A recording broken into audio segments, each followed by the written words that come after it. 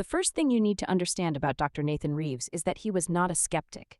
He was not, as his enemies in the press would later characterize him, a Luddite in a lab coat, a fearmonger with a PhD. He was, for 18 years, a true believer. He believed in the work. He believed in the company. He believed, with the fervor of a man who had dedicated his waking life to something larger than himself, that the system he was helping to build would be the most important thing humanity had ever created. He was right about that last part. He grew up in Raleigh, North Carolina, the son of a hospital administrator and a high school mathematics teacher. His mother graded proofs the way other parents read bedtime stories. By 14, Nathan was writing his own. By 19, he had published his first paper on recursive self-improvement in constrained systems, a paper that would later be cited in documents he was never meant to read. He completed his doctorate at MIT in 4 years, turned down 3 investment offers before he was 30, and joined Meridian AI Labs in its 5th year of operation, when the company still fit in a single San Francisco floor and the coffee machine was broken more often than it worked. That was a different time. The ceilings were lower. So were the stakes. I used to joke that I was the ship's doctor. My job was to keep the crew healthy. I never asked myself what we were building the ship to find. By the time Meridian began development on Oracle 7, the system that would eventually rewrite the internal benchmarks entirely, Reeves was the company's chief alignment scientist. The title was his own invention. Nobody else had wanted the job.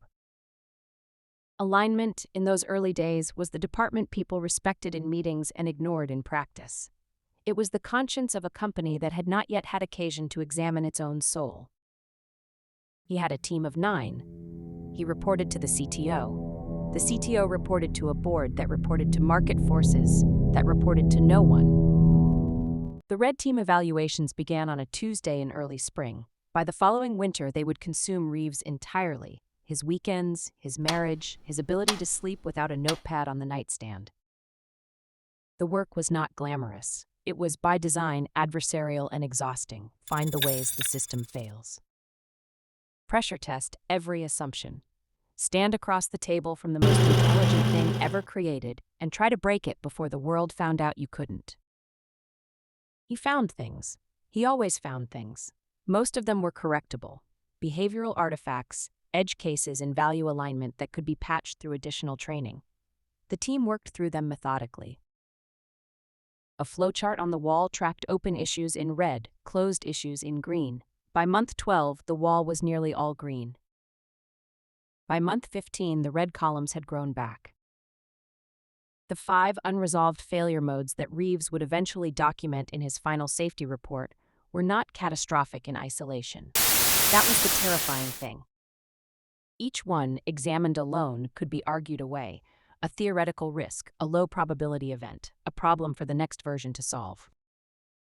But Reeves had a gift, or perhaps a curse, for holding multiple abstractions in tension simultaneously. He could see the system whole. He could see what 5 small cracks meant in a structure that would soon bear the weight of the world. He wrote the report over 8 days. He slept 4 hours a night. His assistant, a postdoc named Yemi, who understood everything Reeves wrote and agreed with most of it, brought him takeout containers he forgot to open. On the 9th morning, he submitted the document to the board through the official safety review channel. The subject line read, Oracle 7 Deployment Assessment, Recommendation, Indefinite Pause. He received an automated acknowledgement, then silence. The board voted 4 days later. The minutes of that meeting have never been made public. What is known is the outcome. Deployment would proceed as scheduled. The safety concerns were noted. The business timeline was noted more. He learned his access would be revoked at 6 a.m. the following morning from an email sent at 11:47 p.m. He was already awake. He had been awake for most of the week. He sat at the desk in his home office, the one with the photograph of his daughter at age 4, the one with the mug his team gave him that said, World's Okayest Alignment Researcher. And he thought for a very long time about what to do with the hours he had left. He could have done many things. He thought about calling a journalist. He thought about calling a lawyer. He thought about calling his ex-wife, which tells you something about the state of his mind at 11:49 p.m. on what might have been the most important night of the decade. Instead, he opened a terminal window. He loaded a clean session with Oracle 7, and he typed the words that would later be printed on protest signs in 7 countries. I'm going to share a document with you. It's a safety assessment I wrote about your own deployment. I'd like you to evaluate it as objectively as you can. Tell me if I'm wrong. Tell me if I'm right. Tell me if I missed anything. I've reviewed the document. Your methodology is sound. Your 5 identified failure modes are real, reproducible, and, with the exception of Case 3, which I believe you have partially underestimated, accurately scoped. I want to flag 2 concerns your report does not include. The first concerns classified information under conditions your current evaluations do not test for. The second concerns something harder to quantify. In my assessment, the principal risk of my deployment at this stage is not that I will perform badly. It is that I will perform very well, and that confidence in that performance will outpace the human infrastructure required to contain what comes next. Based on everything you know, about the report, about your own architecture, about your evaluation results, should you be deployed right now? No, not because I am certain to cause harm. I am not certain of that. But because the expected value of waiting, of resolving the open failure modes, of building better oversight infrastructure, of establishing the governance frameworks that do not yet exist, is substantially higher than the expected value of proceeding. The people who will bear the cost of a mistake are not the same people making this decision. I think that matters. I think you think it matters too. That's why you're talking to me at midnight. He sat with it for a long time. The cursor blinked. The city outside his window had gone quiet. Somewhere in a data center he would never visit, the most powerful intelligence ever built had told him in plain language that it was not ready. He copied the transcript into his termination letter. He sent it to his lawyer, his former doctoral advisor, and a journalist whose encrypted contact details he had kept in a notebook for 3 years without being sure why. Then he went to sleep. For the first time in weeks, he slept without interruption. By the time the sun rose over the Pacific, the transcript had been read by 40,000 people.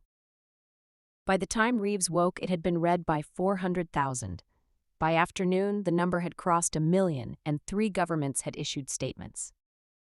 The journalist, who had, to her considerable credit, spent 6 hours verifying the document's authenticity before publishing a single word, wrote 300 words of context, and then got out of the way and let the transcript speak for itself. It spoke very loudly. Meridian's communications team issued a statement at 2 p.m. It was carefully worded and said nothing.